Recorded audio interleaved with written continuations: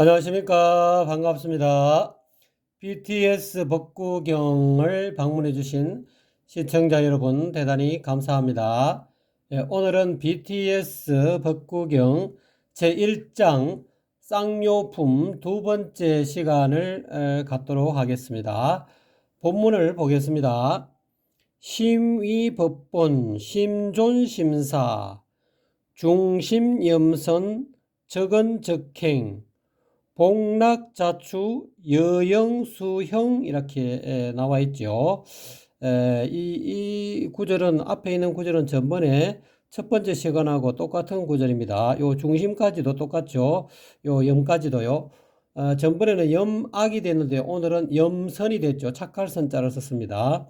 그 밑에 적은적행도 똑같습니다. 오늘은 복락 자추, 요 복락이라는 이 글자가 추가되었고요. 여영수형 이 구절이 첫 번째 시간하고 다릅니다. 복복자, 즐거울 낙자, 스스로 자자, 저절로 요거는 따를 숫자, 뒤따른 따를 뒤따른다 이 말이죠. 추격한다, 따를 추자 또는 쫓을 추자 이런 뜻이죠. 같을 여자, 그림자 영자, 요거는 따를 숫자, 그 다음에 요건 형체, 형상 이런 뜻이죠. 그래서 요거를 전체적으로 한번 해석해 보면요. 마음은 온갖 것을 지어내는 근본이라서 경계를 쫓아 마음을 일으키면 온갖 것도 뒤따라 일어난다. 문득 마음속으로 선한 생각을 일으켜 곧장 말로 표현하고 행동으로 옮기면 행복한 즐거움이 저절로 뒤따른다. 마치 그림자가 형체를 뒤따르는 것처럼 이렇게 해서 부처님께서 이 법구를 설하셨는데요. 이 법구를 설하게 된 배경이 있습니다. 그래서 어떤 부처님 살아 생전에 어떠한 일이 있었기에 이러한 법구를 설하게 됐는가 하는 그 배경을 한번 살펴보면요. 부처님이 사바띠 시에 계실 때 그때 마타꾼 달리라는 그런 바라문 학생이 있었습니다. 그래서 그 학생의 아버지 이름이 아딘나 뿌빠까라는 그런 뿌빠까라는 그런 아버지가 있었는데 그 학생의 아버지는 매우 인색해서 아무리 작은 것이라도 남에게 이렇게 그대로 공짜로 주는 법이 없었다고 합니다. 그래서 자신의 외아들에게 뭐 생일 선물로 뭐 이렇게 줄 때도 그런 이 양반이 아무래도 그 세공장이었는가 봐요. 이렇게 금은을 원재료를 가져다가 뭐 이렇게 반지도 세공하고 뭐 여러 가지 모양의 그런 어떤 금은 장식품을 세공하는 그런 사업을 했는가 봐요. 그리고 그 밑에 있는 그런 일꾼들도 좀 거느리고 있는 그런 좀 부자였다고 할 수 있겠죠. 아들에게 뭐 생일 선물로 뭐 줄 그런 장식품조차도 뭐 금으로 됐다든지 뭐 금장식품 또는 뭐 은으로 된 거 뭐 보통 뭐 기념일이라든지 큰 자기 생일 나면은 금으로 된 장식품을 줬겠죠.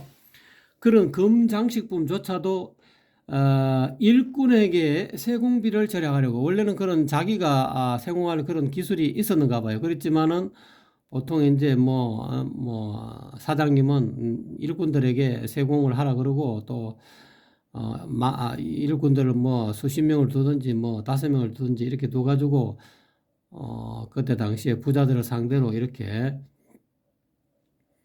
장식품을 팔고 있었는가 봐요. 그래서 이제 그런 일꾼에게 줄 그런 세공비를 절약하려고 자신이 손수 만들어 주어 세공을 해서 금을 세공해서 아들에게 선물로 만들어 주었답니다.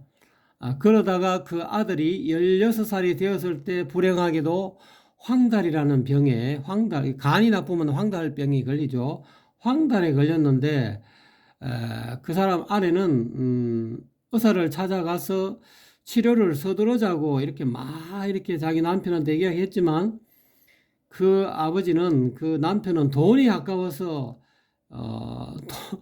그때도 뭐 의료비가 굉장히 비쌌는가 봐요. 돈이 아까워서 자기가 직접 의사를 찾아다니면서 황달 치료법을 배워가지고 여러 가지 약을 손수 만들어가지고 아들에게 먹였다고 합니다. 물론 뭐 보통 의사들은 수십 년 이렇게 공부하고 또는 임상 수많은 환자들을 이렇게 상대하고 그렇게 해서 나름대로 노하우를 가져야 되는데 이 양반은 뭐 거의 뭐 며칠 만에 이렇게 어, 그런 어떤 황달병을 낫는 그런 기술을 또는 치료법을 배워가지고 아들에게 먹였지만 약효가 나지 않았다고 합니다. 그래서 아들의 병이 점점 깊어갔고 그러자 인색한 그런 아딘나 풋박가라는 그런 사람이 자기 아들을 데리고 의사를 이제 도저히 안 되니까 의사를 찾아갔어요. 아이를 뭐 싣고 의사를 찾았는데 이미 치료 시기가 너무 늦어갖고 말기 황달병 환자가 되어버려 가지고 치료 시기를 놓쳐버렸어요. 그래서 아들이 이제는 곧 죽게 된다는 것을 깨달았을 때 이제 뭐 며칠 안 있으면 이제 죽게 되는데 이 양반이 또 이런 생각을 하네요. 아들이 죽게 되면 조문하러 오는 사람들에게 자신의 재산이 많다는 것을 알게 하고 싶지 않았는가 봐요. 자기 집안에 들어가면 뭐 금은 세공을 하니까 뭐 금장식품, 뭐 은장식품, 삐까뻔쩍하는 자기 집안을 보여주기 싫어가지고 자기 아들을 문밖 난간에 그런 정자에다가 떡 내놓은 거예요. 그래서 아들이 죽게 되면 난간에서 그런 정자 하나 지은 난간에서 바로 그 아들을 화장시켜 버릴 마음으로 그렇게 내놨는가 봐요. 그래서 어느 날 아침에 부처님이 깊은 명상에 일어나서 지혜의 눈으로 그 아들이 정자에 이제 오늘 내일 하는 그 아들이 정자에 누워 있는 것을 이 천안통으로 보셨는가 봐요. 그래서 부처님은 제자들과 함께 그 아들 죽게 되는 그 아들 집에 탁발하러 사바티시에 들어가서 그 아들 아버지 아딘나 풋박가의 집에 들어서게 되었습니다. 들어서게 되는데 그때 그 아들의 이 고개가 머리가 자기 집 안으로 뭐 방 안에서 그래도 아들이 다 죽게 됐지만은 자기 엄마 아버지가 그리워할 때 이 고개를 자기 집 방 쪽으로 이렇게 돌리고 있었는데 부처님은 이제 그 집 안쪽으로 향하고 있던 소년의 이 관심을 이게 고개를 밖으로 끌기 위해서 이 광명을 놓았는가 봐요. 이게 심통을 부렸는데 그때 이제 그 아들이 고개를 돌려 이제 부처님 오는 걸 돌려서 봤겠죠. 너무나 허약했던 소년은 부처님의 광명을 보고는 청정한 믿음을 일으켰답니다. 저 부처님이 내가 죽게 생겼는데 저 부처님을 믿어야 되겠다 하는 그런 믿는 마음이 일어났다는 거예요. 그래서 그 소년은 마음속으로 부처님께 기하고 결국 죽기 전에 부처님을 믿었다는 거죠. 이게 사람이 죽기 전에 참 무엇을 믿느냐가 참 중요한 것 같아요. 그래서 옛날에 원효스님은 나무아미타불을 염해라. 그래서 나무아미타불 이 염불하는 것이 참 나무아미타불 관세음보살 이 염불 이 진짜 그냥 입으로 맨입으로 하지 말고 진짜 믿는 마음으로 그렇게 나무아미타불 관세음보살 하면은 극락왕생한다잖아요. 이것도 이 소년도 부처님의 어떤 몸속에서 나오는 그 광명을 보고 이제 내가 죽게 되었으니 이제 부처님을 믿으면은 진짜 막 좋은데 극락에 왕생한다는 그런 어떤 하늘나라에 태어난다는 그런 걸 굳게 믿고 결국은 그 아들은 죽었습니다. 그래서 그 아들은 하늘나라에 태어났다. 즉 33 신들이 사는 하늘나라에 태어났다고 합니다. 그래서 그 아들 마타꾼 달리는 천상에서 자기 아버지가 그 묘지에서 그 아들 이제 죽었으니까 이제 파묻을 거 아닙니까? 그 묘지에서 아들 묘지에서 아들한테 고개를 숙이면서 자기 아들이 참 젊은 나이에 죽은 것을 막 슬피 흐느끼는 것을 보았습니다. 보았는데 그래서 그 아들이 생각하기를 생전에 약 한 봉지 제대로 지어주지 않던 아버지가 이제 손까지 휘저으면서 나를 그리워하며 울고 계시는구나. 내가 있는 힘을 다해서 아버지의 마음을 한번 변화시켜 봐야 되겠다. 이런 생각을 하게 됐답니다. 그래서 그 아들은 그 천상의 하늘나라의 화려한 옷을 입고 이전에 자신의 모습으로 그 아버지에게 나타났습니다. 그래서 자기 아버지에게 자기가 부처님을 믿어가지고 부처님에게 귀한 그런 어떤 결과 하늘나라에 태어나게 되었다 하는 그런 일을 말하고 아버지도 부처님을 찾아가서 부처님한테 공양을 올리십시오. 부처님에게 귀하십시오. 그런 말을 부탁을 해줬다 하는가 봐요. 그러니까 아딘나 푸빠카라는 자기 아버지가 그 집에서는 이제 그 말을 듣고 나서 뭐 자기 부인이나 또는 뭐 자식들 또는 친척들을 한테 이야기했겠죠. 사람이 자비를 베풀거나 계행을 지키지 않더라도 부처님께 단지 정신적으로 마음으로 진심으로 깊이 귀하는 것만으로 하늘나라에 태어날 수 있는가 하는 그런 문제가 화두가 제기가 된 화두로 이제 떠오른 거예요. 과연 아들이 말이지 살아 있을 때 뭐 계행을 지켜서 수행하지도 않고 말이지 그렇다고 해서 뭐 아들이 뭐 자비를 베푼다든지 공덕을 쌓은 것도 아닌데 단지 마음 깊이 부처님을 믿고 귀하는 것만으로도 과연 하늘나라에 천상에 태어날 수 있는가 하는 그런 어떤 질문이 되게 되어갖고 막 이렇게 서로 간에 친척들 또는 식구들끼리 이야기가 있었는가 봐요. 그래서 부처님이 마타콘 달리 그 아버지를 사람 가운데 아버지가 마타콘레는 그 아버지 아들이죠. 부처님이 아들 마타콘 달리를 사람 가운데 나타나도록 또 초대를 했는가 봐요. 참 부처님은 대단한 능력꾼입니다. 그래서 마타콘 달리가 그 아들이 하늘나라의 장신구를 달고 나타나서 거기에 참석한 청중들에게 자신이 하늘나라에 태어난 것에 관해서 쭉 설명을 했답니다. 그래서 청중들은 바라본 아딘나 푸빠카의 아들이 단지 부처님께 마음으로 진심으로 귀함으로써 많은 영광을 얻을 수 있다. 즉 천상에 태어날 수 있다는 사실을 확신하게 되었다고 합니다. 그래서 그때 부처님이 이제 참석한 청중들에게 다음과 같은 지금 여러분이 지금 보는 이 시로서 법구로서 법문을 해 줬다고 합니다. 한 번 더 이 법구를 해석해 드리면요. 마음은 온갖 것을 지어내는 근본이다. 경계를 쫓아 마음을 일으키면 온갖 것도 뒤따라 일어난다. 문득 마음속으로 선한 생각을 일으켜 곧장 말로 표현하고 행동으로 옮기면 행복한 즐거움이 저절로 뒤따른다. 마치 그림자가 형체를 뒤따르는 것처럼 이렇게 법구를 해서 가르침을 설하자 84,000명의 무삼들이 가르침을 이해했고 그때 부처님이 설법할 때마다 천인 아수라가 와서 공양하고 다 듣는다잖아요. 3계의 모든 중생들이 와서 부처님 하시는 이런 법구를 듣는다고 하는데 듣고 그 가르침을 이해했고 그 아들 마타콘 달리는 그때 이 법문을 듣고 흐름에 든 경지 예류 어려운 말로 예류라고 불교 용어로 수다원과를 성취했다고 합니다.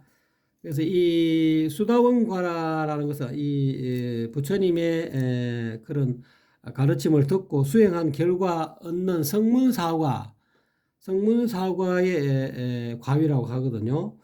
수도인의 과위를 4단계로 나누어 놓은 것을 성문사과라고 합니다. 또는 이것을 소성의 사과라고 합니다. 간단하게 이 성문사과가 무엇이 있는지 한번 살펴보면요.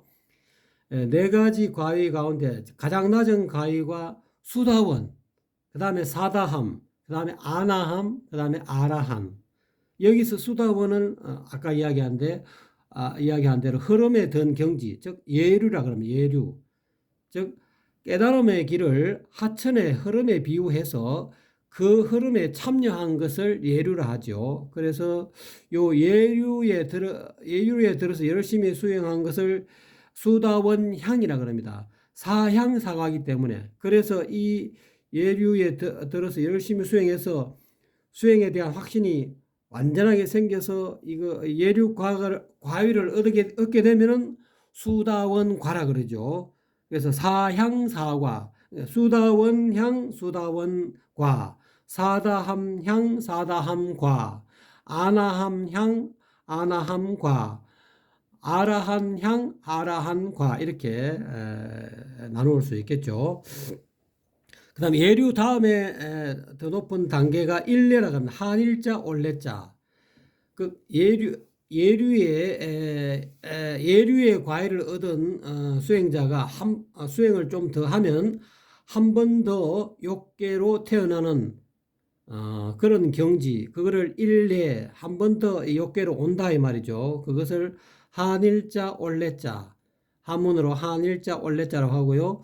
요거를 불교 용어로는 사다함, 한 번 더 욕계로 태어나는 그런 사다함의 과유를 얻게 된다 그럽니다.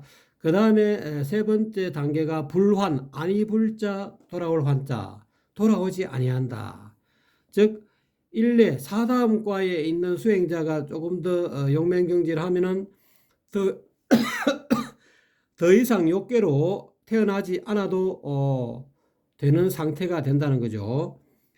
즉 욕계로 윤회하여 더 배워야 할 필요가 없어진 상태가 되므로 불환이라고 이렇게 되는 것입니다. 그래서 더 이상 욕계로 불환 돌아오지 아니한다. 그래서 불환은 아나함과라 그럽니다. 그리고 이 불환의 경지에 이르는 사람이 조금 더 수행해서 올라가면 마지막 경지가 소승사과 가운데 제일 윗단계가 아라한입니다. 아라한과.